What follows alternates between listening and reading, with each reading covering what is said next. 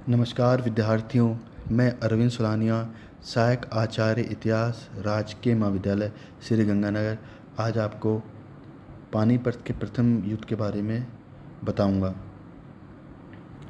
भारत में मुगल वंश का संस्थापक बाबर था।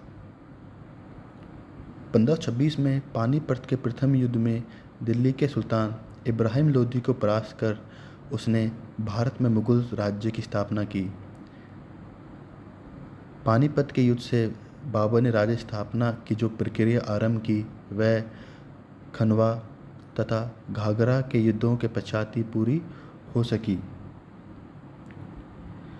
जहीरुद्दीन मोहम्मद बाबर का जन्म 14 फरवरी 1483 को मध्य एशिया की एक छोटी सी रियासत फरगना में हुआ। इनके पिता का नाम उमर शेख मिर्ज़ा तथा माता का नाम कुतलुग निगारा खानम था। पितृपक्ष की ओर से बाबर तैमूर का 5वां वंशज तथा मातृपक्ष की ओर से चंगेज खां का 14वां वंशज था। बाबर ने जिस नवीन राजवंश की स्थापना की वह तुर्की नस्ल का चगताई वंश था।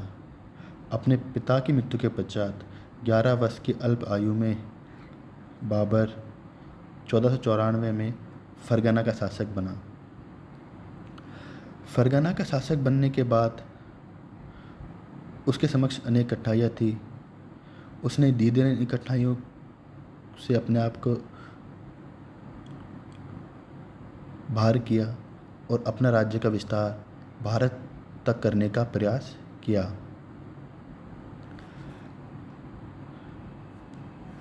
अब बात आता है कि पानीपत के युद्ध से पूर्व बाबर ने भारत पर आक्रमण क्यों किया। बाबर के द्वारा भारत पर आक्रमण करने का मुख्य कारण था कि बाबर मध्य एशिया में शक्तिशाली उज़्बेकों, सफ़वियों तथा उस्मानियों से लगातार पराजित हो रहा था। उस्मानी सरदार शैबानी खान ने बाबर को कई बार पराजित किया, अतः बाबर ने अपने पैतृक राज्य को प्राप्त करने के विचार को छोड़कर भारत में अपना भाग्य आजमाने का निर्णय लिया। इसके अलावा बाबर को पंजाब के सूबेदार दौलत खां लोदी तथा इब्राहिम लोदी के चाचा आलम खां लोदी ने भी भारत पर आक्रमण करने का निमंत्रण दिया। कहा जाता है कि महाराणा सांगा ने भी बाबर को भारत पर आक्रमण करने के लिए बुलाया था। बाबर ने स्वयं अपनी आत्मकथा बाबरनामा में इसकी पुष्टि की है, परंतु इसके अलावा अन्य किसी स्रोतों से इसकी पुष्टि नहीं होती। अब हम बात करेंगे पानीपत का प्रथम युद्ध जो अप्रैल 1526 में बाबर व इब्राहिम लोदी के मध्य हुआ। बाबर के द्वारा पंजाब पर अधिकार किए जाने तक इब्राहिम लोदी ने बाबर को आगे बढ़ने से रोकने का कोई विशेष प्रयास नहीं किया, परंतु जब बाबर पंजाब से आगे दिल्ली की तरफ बढ़ा तो इब्राहिम लोदी ने स्वयं उसका मुकाबला करने का निश्चय किया। वह एक विशाल सेना के साथ पानीपत के मैदान की तरफ बढ़ा। बाबर भी तेज़ी से लाहौर से पानीपत की तरफ चला। मार्ग में उसने अनेक लोदी चौकियों पर अधिकार कर लिया। 12 अप्रैल 1526 को बाबर पानीपत पहुंचा, जहां अफगान सुल्तान एक बड़ी सेना के साथ में उसकी प्रतीक्षा कर रहे थे। पानीपत के युद्ध के अवसर पर दोनों पक्षों की सैन्य संख्या क्या थी यह निश्चित तौर पर नहीं कहा जा सकता। बाबर ने अपने संस्मरण में सैनिकों की संख्या के विषय में कुछ विशेष नहीं बताया। कहा जाता है कि इब्राहिम लोदी की सेना में 1 लाख सैनिक तथा 1000 हाथी थे। इस संख्या के विषय में संदेह व्यक्त किए जाते हैं। वस्तुतः बाबर की सेना में वास्तविक सैनिक के अतिरिक्त बड़ी संख्या में सेवक भी थे, जिनका उससे कोई वास्ता नहीं था। सर जदुना सरकार के अनुसार इब्राहिम लोदी की सेना में पूरी तरह लैस करीब 20,000 घुड़सवार थे। इस संख्या के लगभग अफगान सरदारों द्वारा भेजे गए घुड़सवार सैनिक और करीब 30,000 पैदल सैनिक थे। हाथियों की एक बड़ी सेना भी उनके पास थी। इसके विपरीत बाबर की सेना अत्यंत छोटी थी। अबुल फजल के अनुसार बाबर की सेना में 12,000 घुड़सवार थे। रसब्रुक विलियम्स की यह संख्या 8,000 बताते हैं। घुड़सवारों के अतिरिक्त बाबर के पास एक तोपखाना भी था। इसके अतिरिक्त पंजाब विजय के पश्चात उसकी सेना में भारतीय मित्रों के सैनिक, अफगान सैनिक तथा किराए के तुर्क सैनिक भी शामिल हो चुके थे। पानीपत पहुंचकर बाबर ने स्थिति का जायजा लिया। उसने खाइयाँ खोदकर और पेड़ों की बाड़ खड़ी कर अपनी सुरक्षा की व्यवस्था की। खाइयों के सामने गाड़ियाँ खड़ी कर उसने सुरक्षात्मक दीवार सी बना डाली और अधिक सुरक्षा और तोपचियों की सुविधा के लिए हर 2 गाड़ियों के बीच लकड़ी की तिपाहियों पर 5 या 6 खालें खड़ी कर दी, जिससे कि गोला चलाने वाले सुगमता से खड़े होकर गोला चला सकें। हर 2 गाड़ियों के पहियों को मजबूती से रस्से से बांध दिया गया तथा गाड़ियों के बीचों बीच आने जाने का मार्ग छोड़ दिया गया, जिससे आवश्यकतानुसार बाबर के घुड़सवार निकल सके। इस प्रकार बाबर ने अपनी व्यूह रचना रूमी अथवा ओटोमन पद्धति द्वारा की। बाबर ने अपनी समस्त सेना को दाहिना, मध्य, बायां, अग्रिम तथा सुरक्षित पंक्तियों में विभाजित कर दिया। इसके अतिरिक्त 2 विशाल पार्श्वदल या तुलुगुमा की व्यवस्था भी की। बाबर की सहायता के लिए हुमायूं, बाबर के योग्य सरदारों और 2 कुशल तोपचियों उस्ताद अली और मुस्तफ़ा भी मैदान में थे। बाबर की तुलना में इब्राहिम लोदी की सुरक्षा व्यवस्था सुदृढ़ नहीं थी।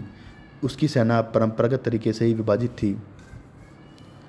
लगभग 1 सप्ताह तक दोनों सेनाएं आमने सामने डटी रही।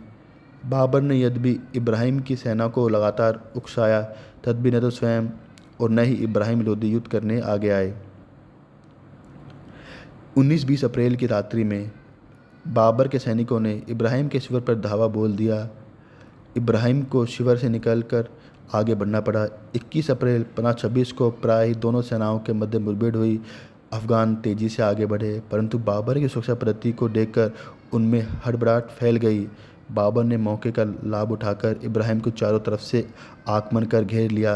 बाबर के तीरंदाजों और तोपचियों और उसकी तुलुगमा पद्धति ने इब्राहिम लोदी की सेना को पांव उखाड़ डाले।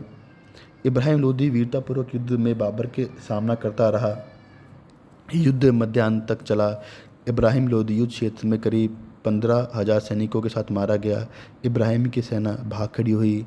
बाबर की सेना ने उसका पीछा दिल्ली तक किया। इब्राहिम के साथ मारे जाने वालों में ग्वालियर का राजा विक्रम भी प्रमुख था। इस प्रकार पानीपत का प्रथम युद्ध बाबर के पक्ष में रहा। अब हम बात करेंगे कि पानीपत के युद्ध के क्या परिणाम हुए। पानीपत के युद्ध ने भारतीय इतिहास के एक अध्याय का समापन कर दूसरे की शुरुआत कर दी। इस युद्ध ने विघटनशील तुर्क अफगान उमरावों को अपने आगाज से कुचल दिया और भारतीय राजनीति में एक नए खून मुगल वंश का प्रवेश हुआ। बाबर की विजय ने लोदी वंश की सत्ता समाप्त कर दी। अफगान कुछ समय के लिए भारत की सर्वोच्च सत्ता से वंचित कर दिए गए। अब लोदियों की जगह एक ऐसे वंश मुगल वंश का शासन आरंभ हुआ जिसने अपने विदेशी दृष्टिकोण को पूरी तरह से त्याग कर हर दृष्टि से अपना भारतीयकरण किया और लगभग 15 वर्षों के मध्यांतर के बाद लगभग 3 शताब्दियों तक भारत का सम्राट बने रहने का गौरव उन्हें प्राप्त हुआ। इस वंश ने अनेक योग्य शासकों दिए जिन्होंने भारत की सांस्कृतिक, कलात्मक तथा भौतिक प्रगति में अमूल्य योगदान दिया। पानीपत के युद्ध का वास्तविक महत्व इस बात में निहित है कि 1192 के तराइन के युद्ध में जिस दिल्ली सल्तनत का जन्म हुआ उसने 1526 में पानीपत के मैदान पर अंतिम सांस ली। पानीपत के युद्ध के पश्चात बाबर के अधीन पंजाब से आगरा तक का क्षेत्र आ गया। अफगानों की कमर टूट गई। इतिहासकार लेन पुल के शब्दों में अफगानों के लिए पानीपत का युद्ध उनका दुर्भाग्य था। इसने उनके राज्य और शक्ति का अंत कर दिया। इस युद्ध के परिणाम स्वरूप भारत में बाबर की विजय का दूसरा चरण प्रारंभ हुआ। बाबर के घुमक्कड़ी के दिन समाप्त हो गए। उसकी विजयों में भाग बांटने वाला अब कोई नहीं रहा। आलम खां और दौलत खां लोदी की शक्ति समाप्त हो चुकी थी। राणा सांगा मेवाड़ में व्यस्त था, अतः निर्विरोध बाबर लोदी राज्य का मालिक बन गया। 27 अप्रैल 1526 को दिल्ली में खुतबा में उसका नाम पढ़ा गया। हुमायूं ने आगरा पर अधिकार कर बाबर को वहां का बादशाह घोषित किया। इस प्रकार अफगानों की नई और पुरानी दोनों ही राजधानी बाबर के अधीन हो गई। इसके साथ ही लोदियों के संपूर्ण राज्य पर उनकी सत्ता स्थापित हो गई। हुमायूं को आगरा में एकत्रित लोदी खजाना भी मिला। इस धन से बाबर की आर्थिक कठिनाइयाँ दूर हो गई और अब जौनपुर तक का समृद्ध क्षेत्र बाबर के सामने खुल गया। सैन्य दृष्टिकोण से भी इस युद्ध के बड़े परिणाम निकले। इस युद्ध ने भारतीय सैन्य दुर्बलता को उजागर कर दिया। इब्राहिम लोदी की विशाल सेना बाबर के सामने परास्त हो गई। इस युद्ध में भारत में पहली बार तोपखाने और तुलगुमा पद्धति का प्रयोग बाबर ने किया। इस नवीन युद्ध पद्धति ने भारत में युद्ध का स्वरूप ही बदल दिया। साथ ही बाबर की विजय ने उसकी सैनिक क्षमता की धाक भारतीय राज्यों पर जमा दी। वे इससे भारत भयभीत हो गए, परंतु सभी राज्यों की ऐसी स्थिति नहीं थी। इस प्रकार हम देखते हैं कि पानीपत के प्रथम युद्ध के द्वारा भारत में मुगल सत्ता की स्थापना हो गई। धन्यवाद।